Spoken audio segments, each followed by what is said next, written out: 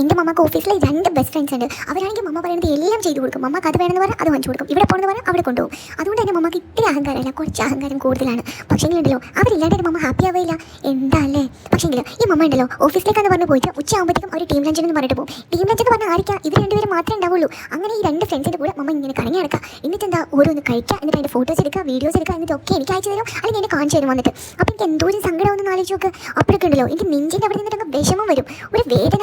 ആദ്യമൊക്കെ ഞാൻ വിചാരിച്ചു അത് ഗ്യാസ് ആയിരിക്കും. പിന്നെ ഫിലിമിൽ ആൻറ്റി പറഞ്ഞപ്പോഴും മനസ്സിലായത് അത് എന്താ പറയുക, ഗ്യാസൊന്നും അല്ല, കുശുമ്പാണെന്ന്. പക്ഷേ എന്നാലും മമ്മ കാണിക്കുന്ന അത്ര ശരിയാണെന്ന് നിങ്ങൾക്ക് ആർക്കെങ്കിലും പറയാൻ പറ്റുമോ?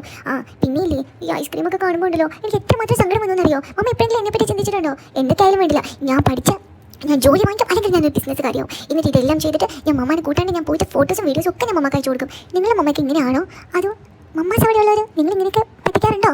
പറ്റിക്കേണ്ട അധികം. ഞങ്ങൾ വലുതാവും ഒരിക്കൽ. ഒരു നാൾ ഞാനും അച്ഛനെ പോലെ വലുതാവും. അങ്ങനെയാണല്ലോ, ഇപ്പം അമ്മേനെ പോലെ വലുതാവാം.